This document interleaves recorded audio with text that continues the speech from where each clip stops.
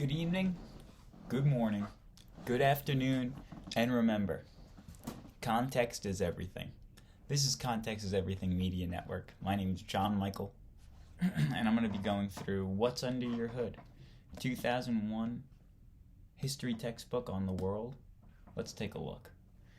So far, we're on the Phoenicians. Yesterday, we were talking about where are those Phoenicians from? Where are those ancient Phoenicians who came up with written language as we know it today, the letters that we know and love? 26 in the alphabet, correct? Phoenicians. Phonetic, right? The sounds that each syllable makes or the sounds that each letter make. Phonemes, the smallest unit of sound that is in recorded language, as I understand it at least, which is possibly wrong. Phoenicians, phonemic, phoneme, Phoenician, probably a connection. Didn't do any research on it, but I think it's right. Our question yesterday was, where are those Phoenicians from? Where are the Phoenicians from? I don't have an answer for it. I didn't really look into it, but definitely the Middle East. The Middle East continued to be a vital crossroad. This is the looking ahead, so this is kind of prefacing what we're going to read now. Looking ahead, the Middle East continued to be a vital crossroads where warriors and traders met, clashed and mingled. Under Persian rule, scholars drew on 3,000 years of Mesopotamian learning and added their own advances to the rich heritage. In time, achievements of this culture filtered eastward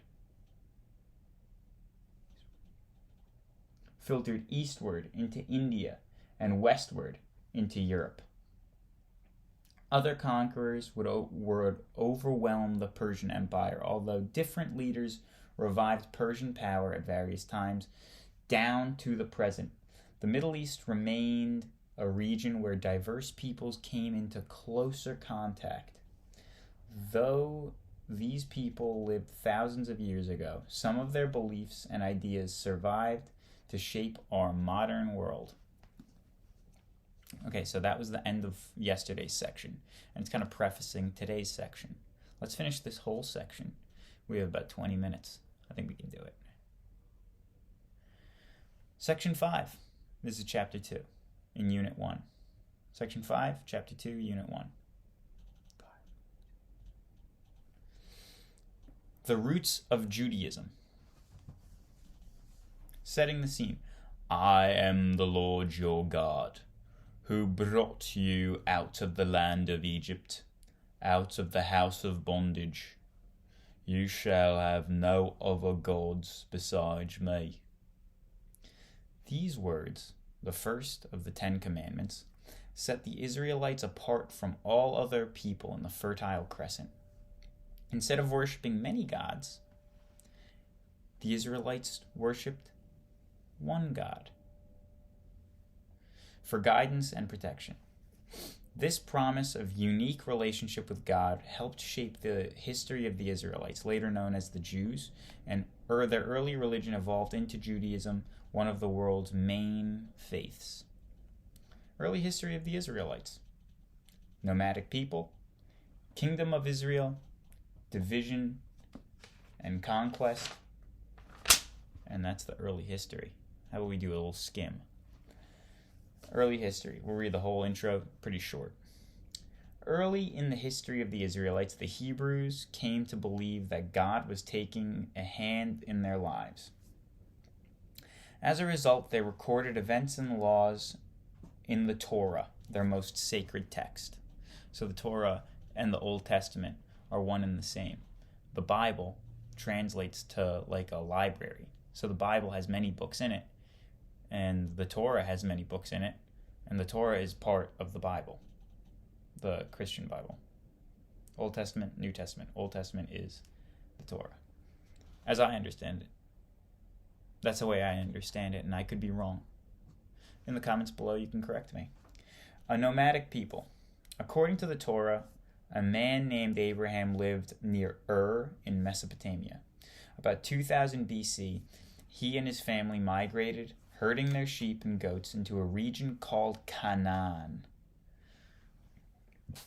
Canaan. Abraham is considered the founder of the Israelite nation. The book of Genesis tells of a famine later forced many Israelites to migrate to Egypt. There they were eventually enslaved. In time, Moses and the Israelites escaped exodus from Egypt. After Moses died, they entered Canaan and land they believed God had promised them. I have a nice story about Abraham, the founder of the Jewish faith, really the origin, the seed of the Jewish faith, of Judeo-Christian value as we know it today. I have a fun fact, a fun little story, an anecdote. Maybe not an anecdote. A fun little story that can give a little more context to the history that goes into the story of Abraham. Let me know in the comments below if you'd like to hear about it, because I'm going to continue reading. The Kingdom of Israel. By 1000 BC, the Israelites had set up a kingdom called Israel. David, a strong and shrewd king, united the feuding Israelite tribes into a single nation. Okay? Division and conquest. Israel paid a heavy price for Solomon, David's son, ambitions. His building projects required such high taxes and so much forced labor that the revolts erupted soon after his death in 922 BC. The kingdom then split in the north and Judah in the south. Israel in the north, Judah in the south. Weakened by this division, Israelites could not fight off invading armies. In 722, Israel fell to the Assyrians, and in 586, Babylonian armies captured Judah. Nebuchadnezzar destroyed the great temple and forced many Israelites into exile in Babylon. During this period, called the Babylonian captivity, the Israelites became known as the Jews. Years later, when the Persian ruler Cyrus conquered Babylon, he freed the Jews from captivity. Many returned to their homeland, where they rebuilt a smaller version of Solomon's temple. Yet, like other small groups in the region, they continued to live under Persian rule. A covenant with God. This is the next section. Subheading, One True God. Subheading, The Chosen People. Let's do a skim. Why don't we? What you have just read is an outline of Israelite history. To the Israelites, history and faith were interconnected. Each event reflected God's plan for them.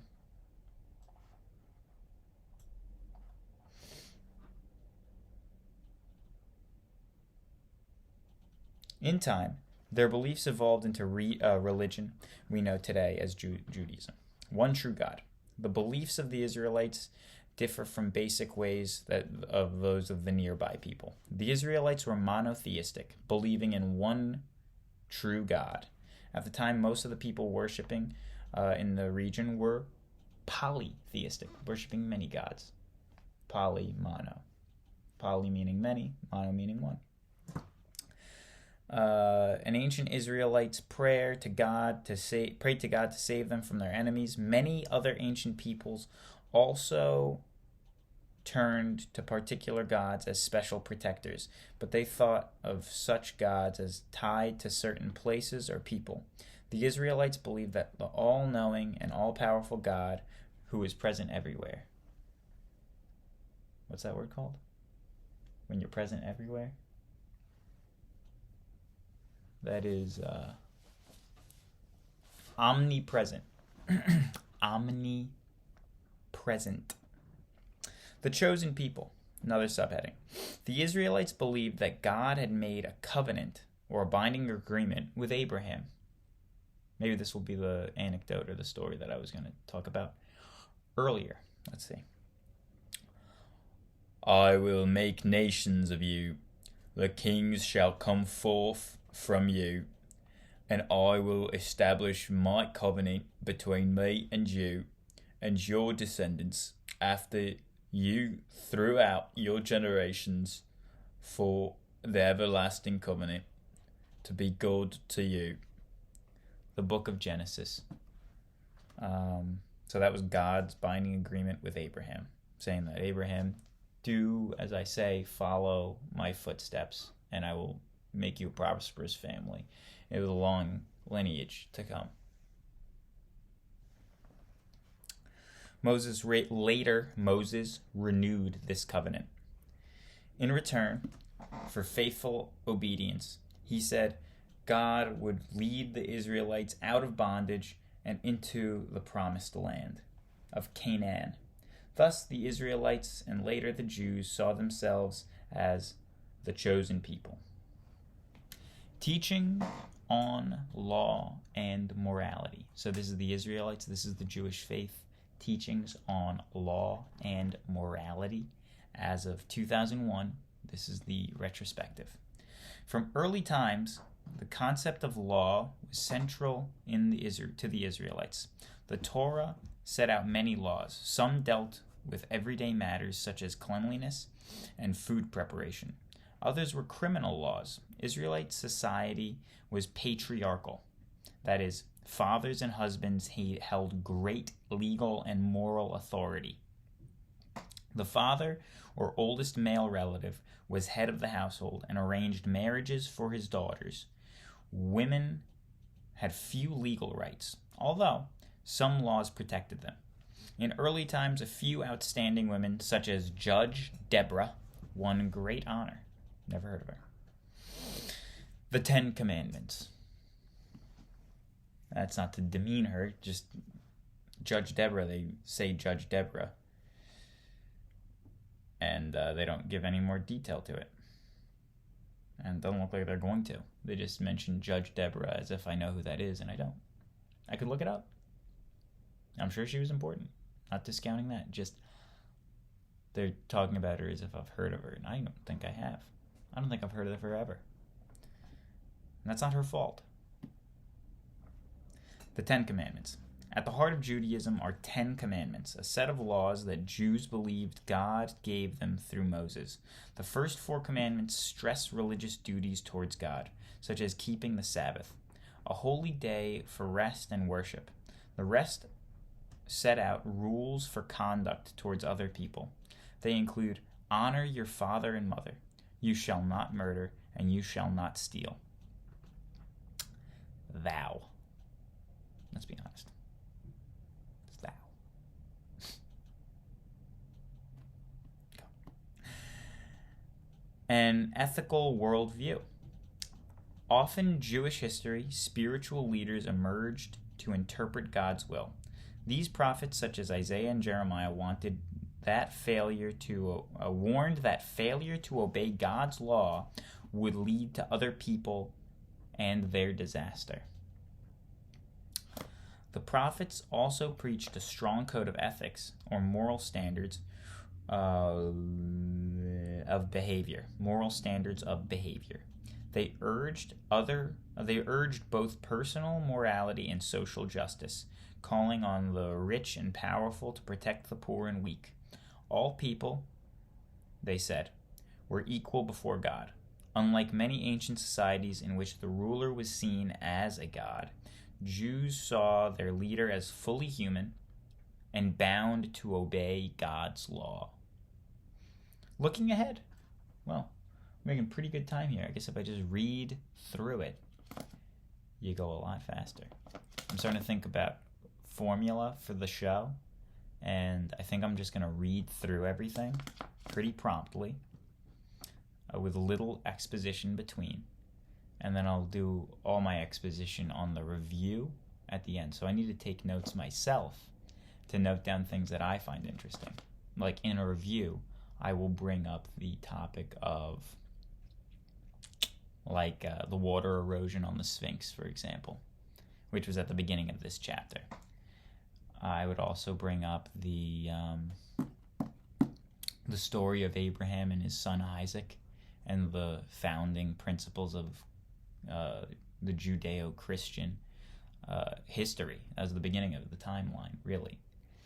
And like those are things that I'm not going to talk about in these episodes. These are the content episodes. These are basically, I should treat it more like an audiobook with little exposition, and do the exposition on the review day when I get to the review page, and go over everything. So that's kind of just like to cement it back in the head, and to also, for me, have a little bit of spontaneous monologuing. So I should make notes. I think that's what I'm telling myself. I should start making notes of things that I want to talk about further. Sphinx water erosion, Abraham, Isaac, and their the founding of Judeo-Christian faith. And another one could be like talk about phonemes and the Phoenicians, because they were pretty important, and I'm pretty sure that there's a connection between the word phoneme and Phoenician, which phoneme is the smallest unit, smaller than a syllable in words. So a phoneme is like s, right? Just the s sound, or just a r, or just the h, or just the right. Phoneme, small unit of sound. Phonemic, phonetic, Phoenician. I think that there's something to do with it. And phone meaning like sound. The Phoenicians. Yeah, well, either way, I'll go more in depth about that on a review day, I think. You know, we're still working this out, see how it goes, but I am trying to finish this entire book, which I'm on page 47 of 1007. I'm trying to finish it by May. So I think that's possible if I do a section a day, 5 days a week. I haven't run the numbers yet. So, Israelites. So the vocabulary words: Torah, Abraham, Moses, David, Solomon, 10 Commandments, Judeo-Christian tradition, monotheistic, covenant, patriarchal, Sabbath, prophet, ethics, and diaspora. What is diaspora? That's in the looking ahead. Diaspora, or scattering of people, sent Jews to different parts of the world. Also the diaspora. It's like a different word for like a group exile. Scattering of people. Diaspora. Scary word. Okay, comprehension. Why did Israel become divided? Israel became divided because of something that happened. Definitely because of something that happened. I think it's like Solomon's reign, right? Division and conquest. Weakened by this division. Let's see. Israel paid a heavy price for Solomon's ambitions. His building projects required such high taxes and so much forced labor that revolts erupted soon after his death. So generally you have you don't have a leader who's looking out for his people. He has a leader who's using his people as tools. Sounds like. Right.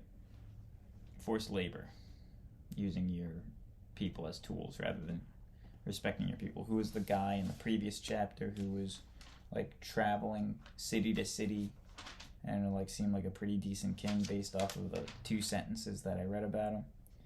Like Zoroaster or something? Or is that the god? The previous guy and the Phoenicians. And the Phoenicians also, remember, were very prolific creators, like innovators with the language and Hammurabi's code and all that. So it sounds like the guy who's traveling around, the emperor, king, what have you, from Phoenicians, from Phoenicia.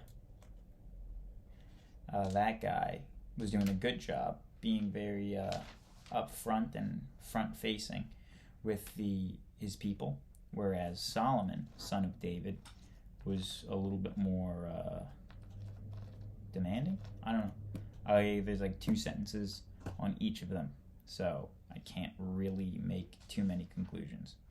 Oh, there's a biography here on Moses on the side of the page here.